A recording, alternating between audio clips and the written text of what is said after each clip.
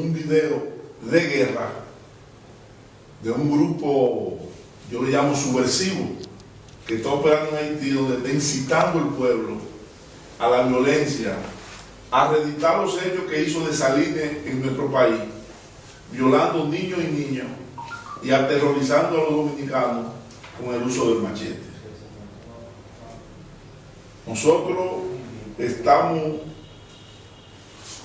muy sorprendidos con la actitud de la clase política, la gente económica, que siendo la soberanía la primera prioridad, solamente la UDC ha salido en defensa de los intereses del pueblo dominicano.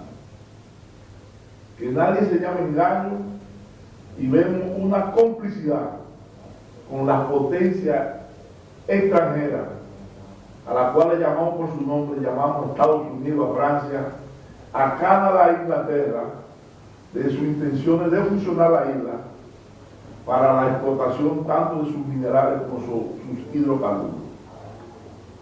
Aquí la clase política, sobre todo los partidos mayoritarios y la izquierda dominicana, si se puede llamar así, han cambiado la gobernabilidad por la soberanía, y estamos hoy a la puerta de un conflicto racial que, si no nos organizamos para enfrentarlo, nos puede llevar nuestra identidad.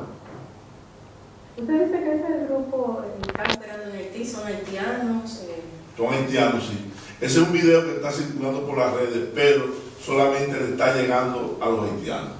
Los haitianos le están dando seguimiento a este plan en iglesias protestantes que hay en todos los barrios, y sobre todo ya han asumido una actitud provocativa al dominicano, con los ejemplos que podemos citar. Quemaron la bandera en San Víctor, en el barrio 27 de febrero se opusieron a porque una riña personal mataron un nacional haitiano, lo envolvieron con la bandera nacional, sacaron armas largas e hirieron a periodistas.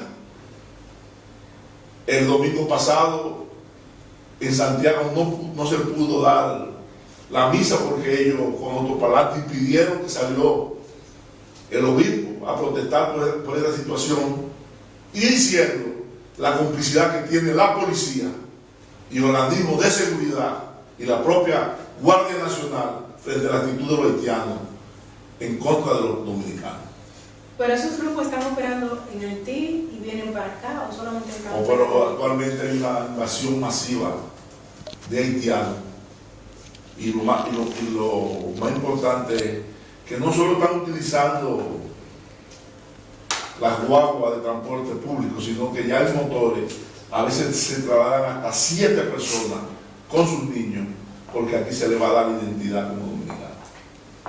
Vemos como la embajada de Canadá, a raíz de nuestra denuncia, nos dijeron que no iban a contestar en 3 días, y lo que hicieron fue trasladar al embajador de Canadá, cuando el presidente del partido en Barahona, el ingeniero Alberto Ramírez, denunció la tratativa para instalar un campamento en Barahona, que todavía se le está dando seguimiento, ya que la semana pasada autoridades norteamericanas estuvieron hablando con el síndico de Barahona y nada se sabe al respecto.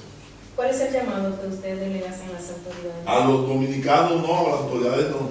A los dominicanos organizarnos para en la calle enfrentar esta situación, si queremos seguir siendo dominicanos. Y es una lástima que solamente esta bandera de la lucha por la soberanía la levante la UDC, donde aquí hay un conglomerado de 26 partidos, salvo raras excepciones, que están comprometidos con la soberanía del pueblo dominicano.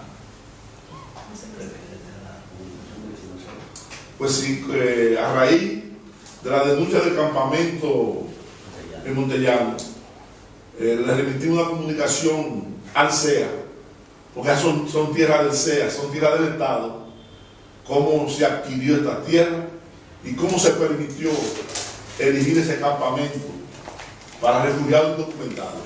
Entendemos que la Cancillería, Interior y Policía dio una declaración muy pálida frente a esta situación, y exigimos como dominicanos que se aclare esta situación. Venimos haciendo denuncias de la tratativa de Estados Unidos para unificar la isla, para explotar los minerales y los hidrocarburos. Y hay un silencio cómplice sobre esta situación.